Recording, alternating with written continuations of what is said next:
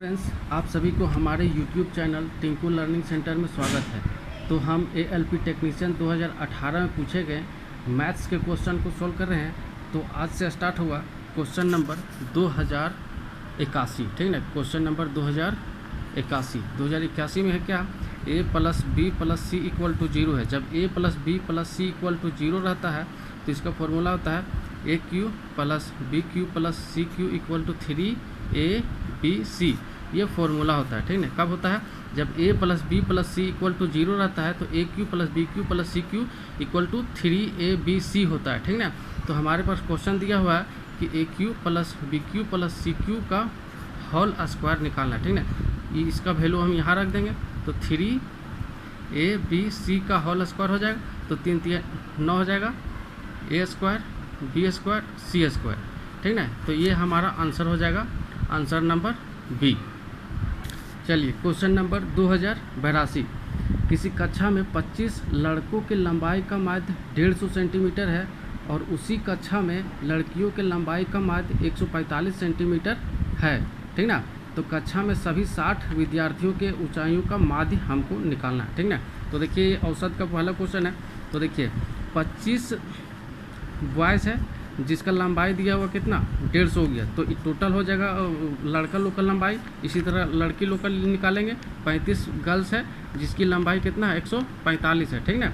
145 है, जब इसको हम मल्टीप्लाई कर देंगे तो टोटल बॉयज़ गर्ल्स की लंबाई निकल जाएगा और टोटल स्टूडेंट से डिवाइड कर देंगे तो टोटल औसत निकल जाएगा, ठीक ना। तो टोटल कितना हो 25 और 35 कितना हो गया 60 हो गया। तो देखिए दोस्तों, इस क्वेश्चन को आप सॉल्यूशन करके कमेंट बॉक्स में ज़रूर लिखें। इसका कैलकुलेशन आपको मेरे से बेहतर आता होगा। चलिए चलते क्वेश्चन नंबर 2083। जैसे ये देखिए दोस्तों, इसको सॉल्व करने के लिए बोर्ड मास का रूल आपको पता होगा। बोर्ड मास का रूल क्या है, BODMAS बोर्ड मास, ठीक ना। B से ब्रैकेट हो जाएगा और O से ऑफ हो गया, हिंदी में का बोलते हैं, ठीक ना। का की रहेगा, D से डिवाइड करना है, उसके बाद मल्टीप्लाई करना है, उसके बाद एडिशन करना है, उसके बाद सब्ट्रैक्शन करना है। जब भी इस तरह से सवाल रहेगा तो पहले आप ब्रैकेट के अंदर की चीज़ों को यूज सोल्व करेंगे, उसके बाद का, उसके बाद डिवाइड, उसके बाद मल्टीप्लाई, उसके बाद एडिशन, उसके बाद सब्ट्रैक्शन। तो चलिए इस क्वेश्चन को सोल्व करते हैं। देखिए पहले इस ब्रैकेट का हम सोल्व करेंगे, ठीक ना। देखिए 15 में से 13 चल जाएगा तो 2 बचेगा और 2 में से 2 जाएगा तो 0 हो जाएगा यहाँ पर। तो हमारे पास कितना हो जाएगा यहाँ 46 माइनस यहाँ 0 हो जाएगा। अब देखिए यहाँ कितना हो जाएगा 38 हो जाएगा। अब देखिए इधर ये ब्रैकेट हो जाएगा हमारे पास, अब ये ब्रैकेट हो गया माइनस 27, ठीक है। अब देखिए 27 माइनस इसको जब सब्ट्रैक्ट करेंगे तो हमारे पास माइनस 8 आएगा, ठीक ना। माइनस 8 आएगा। उसके बाद जब हम इसको 27 माइनस क्या हो गया प्लस हो जाएगा, प्लस कितना होगा 8। अब जब इसको ऐड करेंगे तो 35 आ जाएगा आंसर, ठीक ना। Option number A. I think आपको समझ में आया होगा। चलिए चलते हैं क्वेश्चन नंबर 2084। क्वेश्चन नंबर 2084 है, किसी घनाभ की 3 सतहों का क्षेत्रफल 20 मीटर स्क्वायर, 32 मीटर स्क्वायर और 40 मीटर स्क्वायर है। तो ठीक ना, तो घनाभ का आयतन हमको निकालने बोला, ठीक ना। घनाभ, जैसे घनाभ आप जानते हुए घनाभ ऐसा रहता है, ठीक ना। घनाभ का साइज इस तरह से रहता है। तो देखिए क्या हो गया, ये आपका लेंथ हो गया, ये ब्रेथ हो गया और ये हाइट हो गया, ठीक ना। तो हमारे पास दिया हुआ देखिए सतहों का क्षेत्रफल, मतलब ये वाला सतह, ठीक ना, ये वाला सतह हो गया, ये वाला सतह हो गया, ये वाला हो गया और ये वाला सतहों का क्षेत्रफल दिया हुआ हमारे पास। किसका दिया हुआ, सतहों का क्षेत्रफल कितना दिया हुआ 20 मीटर स्क्वायर, 32 मीटर स्क्वायर और 40 मीटर स्क्वायर दिया हुआ, ठीक ना। तो इसका कहने का मतलब है ये LB दिया हुआ है, BH दिया हुआ है, ठीक ना, और ये HL दिया हुआ है। तो हम जानते हैं घनाभ का आयतन क्या हो गया, आयतन हमारे पास क्या होता है LBH होता है, ठीक ना। जबकि यहाँ क्षेत्रफल दिया हुआ है तो हम इस सब को गुना कर देंगे तो क्या हो गया L का स्क्वायर, B का स्क्वायर और H का स्क्वायर बराबर हमारे पास क्या दिया हुआ है 20, 32 और ये 40 दिया हुआ, ठीक ना। आई थिंक समझ में आ रहा होगा।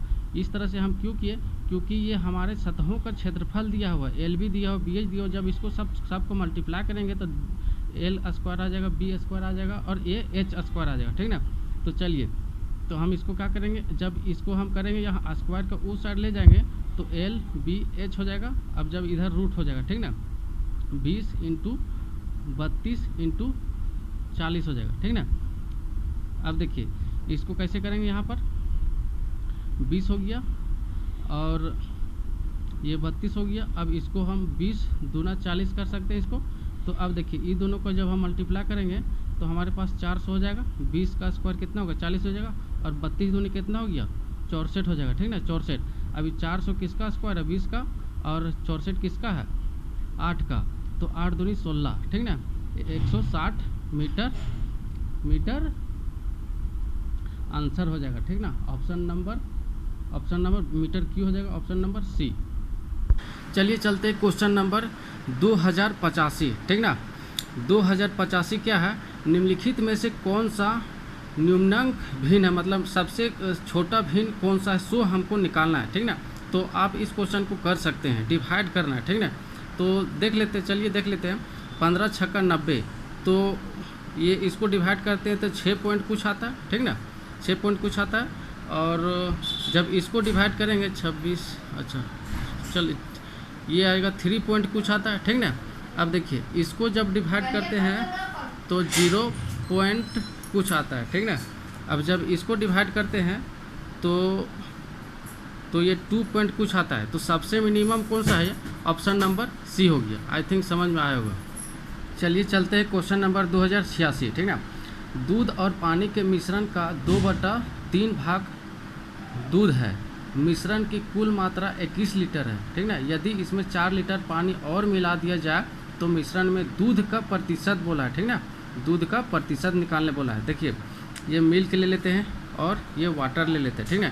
टोटल जो है इसमें मिश्रण कितना है, 21 लीटर है, ठीक ना, जिसमें से 2/3 भाग जो है ना, सो क्या है, दूध है। तो कितना हो जाएगा, 7 हो जाएगा, 7 7 दूनी 14, कितना हो गया, 14 हो गया, ये मिल्क हो गया।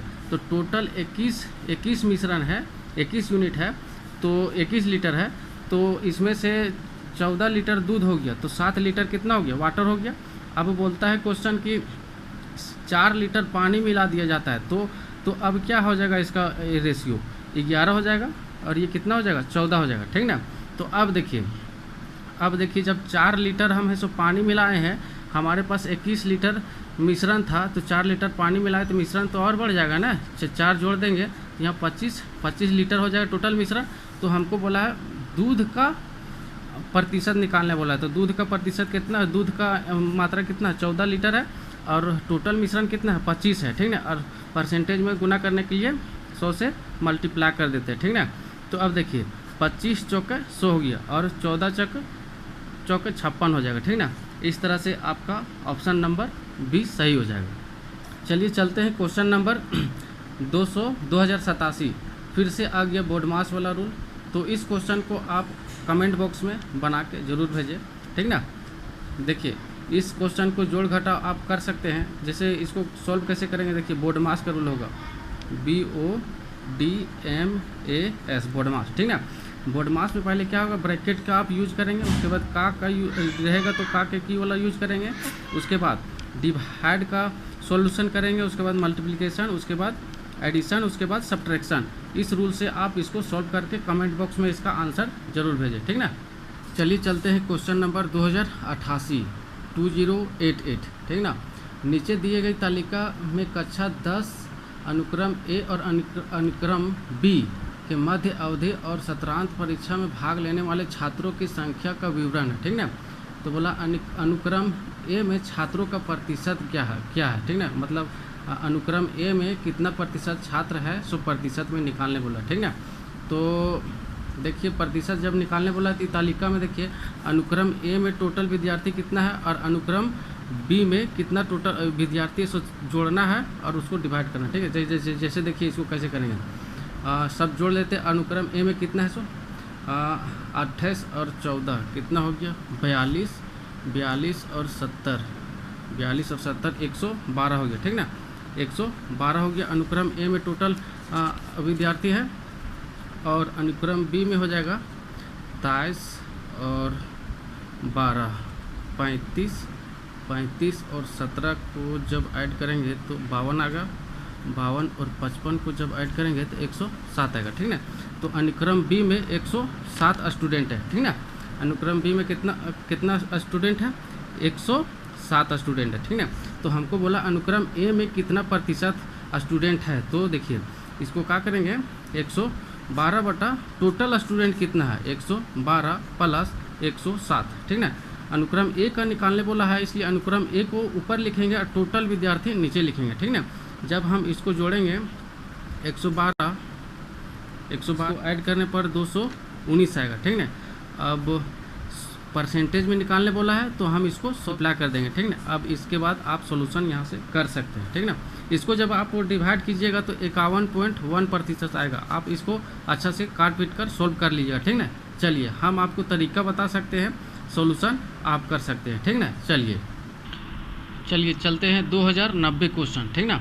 2090 क्वेश्चन है, सरन और मयूख एक साथ किसी कार्य को 18 दिनों में समाप्त कर सकते हैं। वहाँ पर मयूख इसी कार्य को अकेला करता है और 1/3 कार्य पूरा करके काम छोड़ देता है।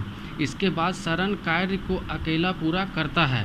इस प्रकार दोनों मिलकर 40 दिनों में पूरा कर पाते हैं। यदि मयूख सरन से ज़्यादा तेज़ी से काम करता है तो सरन अकेला इस कार्य को पूरा करने में कितना समय लगेगा, ठीक ना।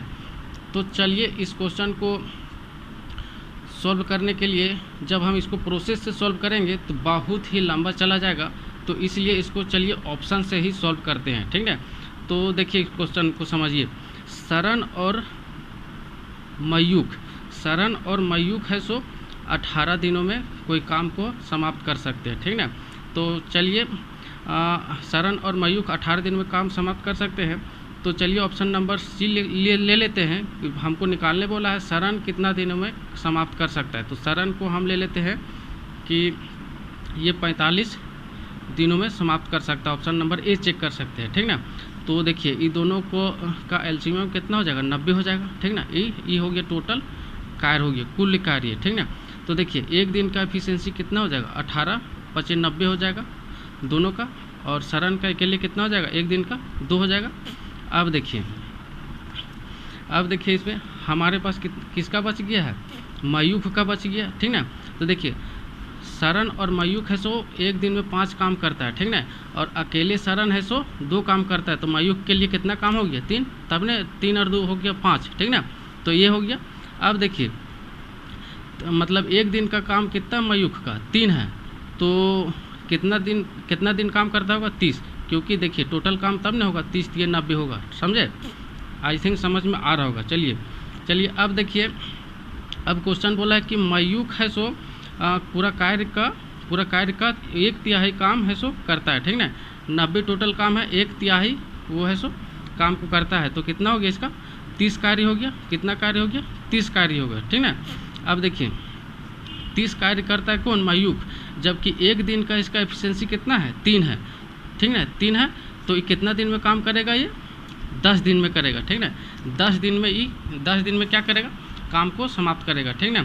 अब देखिए जब मयूख है सो 30 कार्य करता है, ठीक ना, टोटल 90 कार्य है, तो सरन के लिए कितना बचा है, 60, और सरन है सो एक दिन में कितना काम करता है, 2, तो 2 से डिवाइड कर देंगे तो कितना हो जाएगा, 30, ठीक ना। अब देखिए अब हमारे पास ऑप्शन नंबर ए सेटिस्फाई हो गया। देखिए अब सरन और मयूख दोनों मिलकर जो है टोटल काम कितना 40 दिन में करता है, दोनों मिलाकर। अब देखिए 30 और 10 40 हो गया ना। देखिए आई थिंक आप लोग को समझ में आया होगा, नहीं आया होगा तो वीडियो को एक बार तो फिर से रिवाइज करके देख लीजिए, क्योंकि बोला है कि सरन और मयूख दोनों है सो कितना 40 दिन में पूरा काम कर देता है। तो देखिए 10 और 30 दोनों को जोड़ के हो जाता है 40 दिन। चलिए तो दोस्तों आज का वीडियो यहीं तक। यदि हमारा वीडियो अच्छा लग रहा होगा तो लाइक ज़रूर कीजिएगा। आप लोग भूल जाते हैं लाइक करने के लिए, लाइक ज़रूर कीजिएगा, बहुत मेहनत लगता है वीडियो बनाने के लिए। तो चलिए दोस्तों कल मिलते हैं, बाय।